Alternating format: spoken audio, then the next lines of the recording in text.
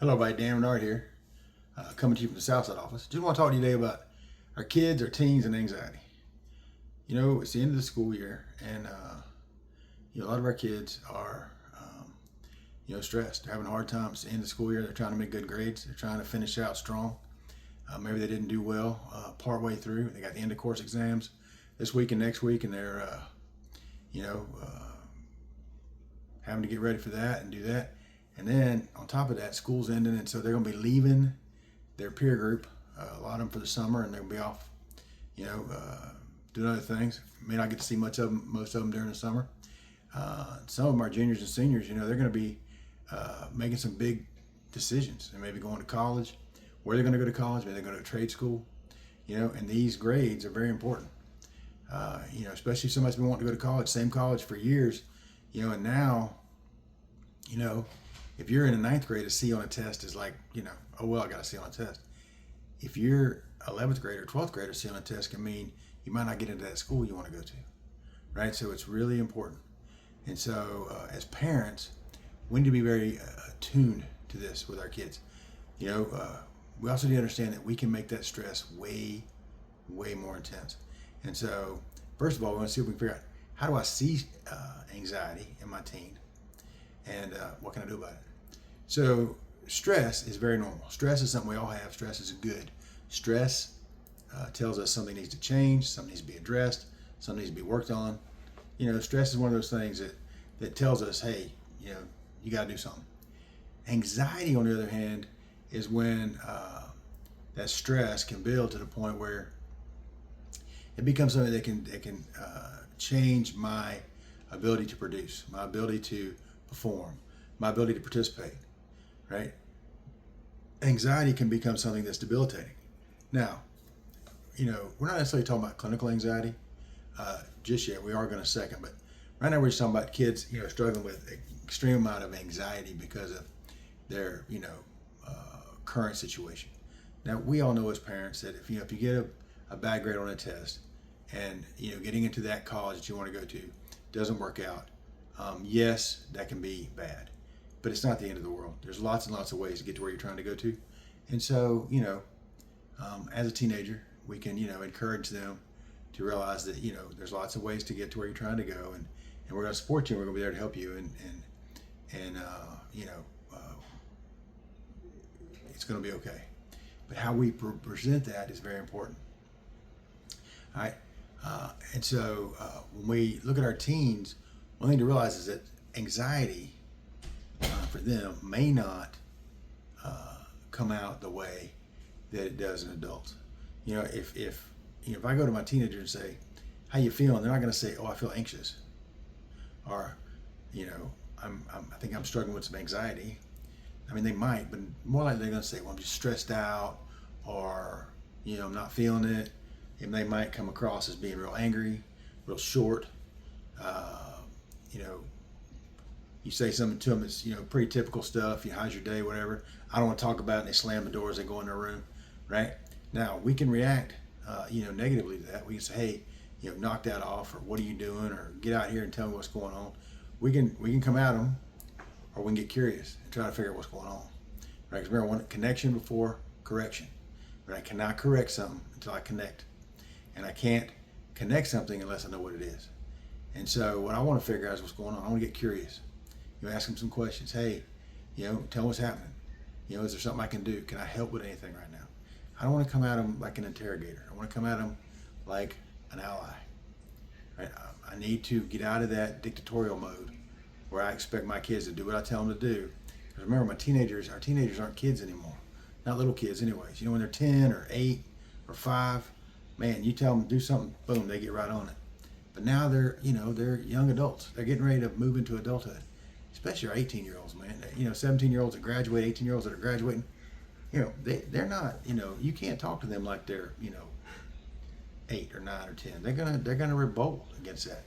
So what I got to do is I got to transition my role from being, dictator, rule maker, to partner and collaborator and coach and mentor. That's what they need. They don't need somebody telling them what to do. need somebody to ask them, how can I help? What can I do? How can I come alongside you right now and help you with this? All right. I don't want to minimize either. Like, oh, don't worry about it. Oh, it's not that big a deal. Oh, you're going to be fine. It's not the end of the world. Saying all that just sounds like what you're really trying to do is make yourself feel better. As a parent, I don't want you to be stressed. I don't want you to feel bad. And so I'm going to say stuff to make you feel better because it's going to make me feel better. And that comes across. The teenager picks that up. They know it's what you're doing, right? You're going to get back some, something like you don't understand, or you don't get it, or whatever. And that's true. That's how you're acting. So that's what you should get. The last thing we do is we don't want to try to rescue them, right? This is a chance for them to develop some much needed coping skills. I do not want to rescue them. I don't want to come in and save the day. I know as parents, man, we don't want to see our kids struggling. We don't want to see them suffering.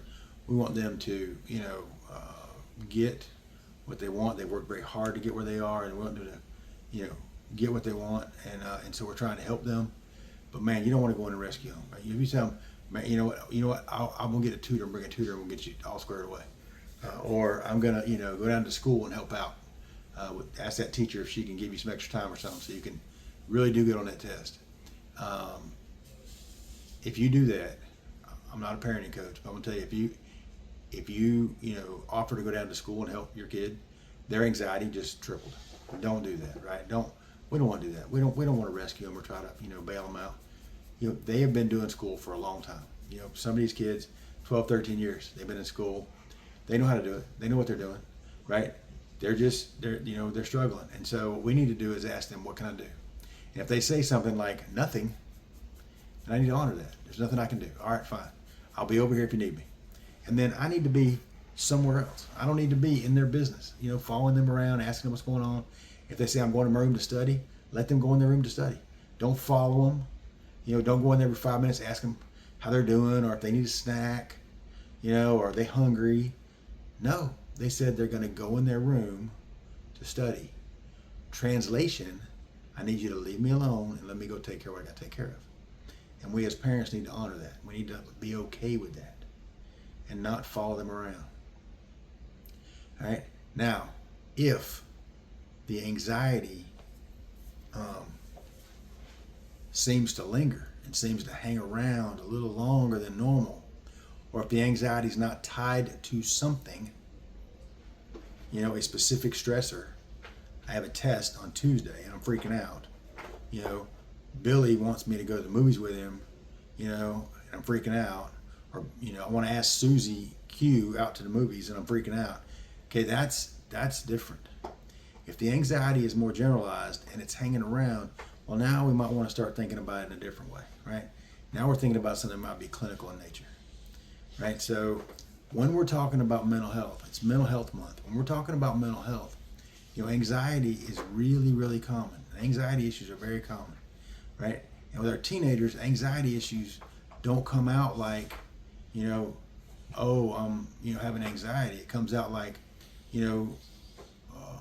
maybe overeating, maybe sleeping too much, maybe suddenly have, physical ailments at very, opportunistic times.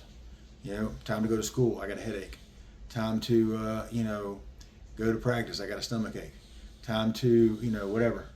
I have some sort of physical issue. And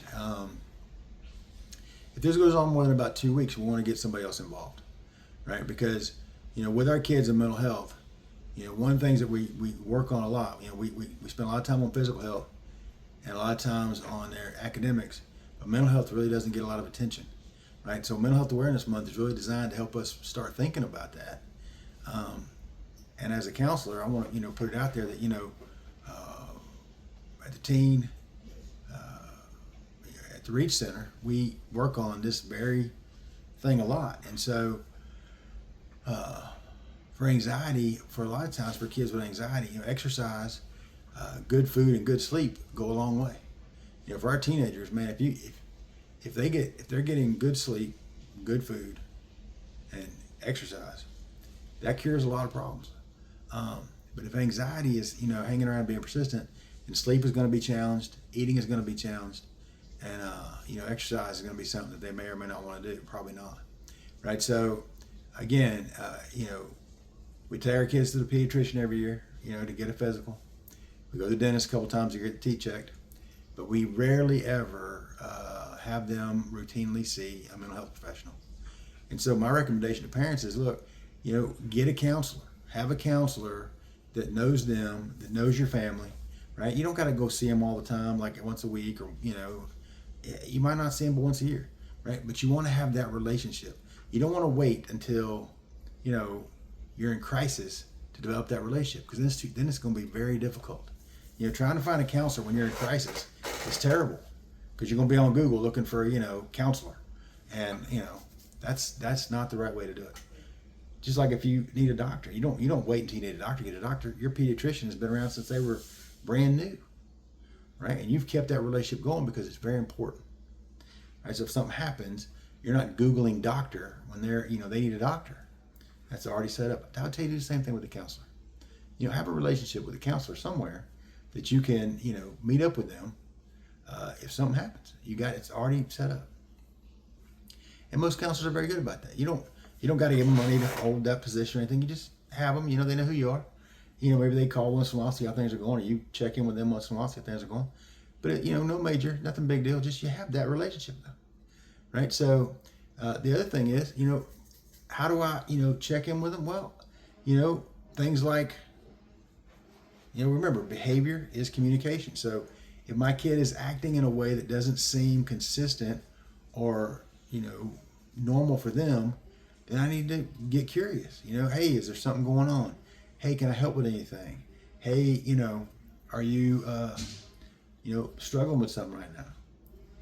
This is going to be a whole lot easier if I'm working on that connection, and I kept that connection going through their high school years. But if that's strained, then I need to work on that. I need to be very deliberate in reestablishing that connection, and a counselor can help with that too. So again, when we're talking about our kids and anxiety, anxiety is different than stress or being anxious. Anxiety, if it hangs around more than 2 weeks, and we want to get somebody else involved. We want to talk to their doctor, talk to the pediatrician, or go see a mental health professional, and have them do an assessment and see what's going on, because anxiety is can be physically challenging. It can also end up causing social problems. It can lead to abuse of drugs and alcohol. It can also lead to acting out in other ways, either sexually or dropping out of school or quitting school, or not quitting school, but not attending school or practice. Those kind of things. I can become withdrawn, isolation, and so we want to get somebody involved. We don't want to let this pass. I had a doctor tell me one time that they'd almost rather a person smoke than to be in a continuously stressful situation, which is saying a lot. So if the anxiety is not tied to something particular, and if it's hanging around more than a couple weeks, let's get somebody involved. At the Reach Center for Teen and Family Healing, we have a program. We have lots of activities and exercises and things we've created for anxiety, especially with our teens. You can join the Parent Hub for $10 a month. $10 a month, that's it. And you get access to dozens of helpful tools. You get a weekly video from me, a training thing, depending on what the topics are that people ask about. And then we do a live Q&A once a month. So, reach out. You can call me, 904-864-6463. You can reach on the socials, Facebook, Instagram, LinkedIn. We're on all those. You can also do the website, Dan Renaud, RENAUD, Jax, JAX, at gmail.com or at .com, danrenaudjax.com. You can also go to the Reach Center. Look up the Reach Center for Teen and Family Healing online, and it'll take you to our website where there's lots of information there too. So $10 a month you can join. It's something we did to make sure that everybody could have access to the material that's there. And if your kid is struggling, please reach out to somebody. Call me, and I'll help you get connected with some resources. what those might look like. And let's work together to make sure that we work on our mental health. All right, Mental Health Month, the month of May, and leading into school, leading into summer. So that we're going to be very active. We got a lot of training videos and stuff coming out to support y'all in the community. And so if you need something, reach out. Thanks for listening. Until next time, peace.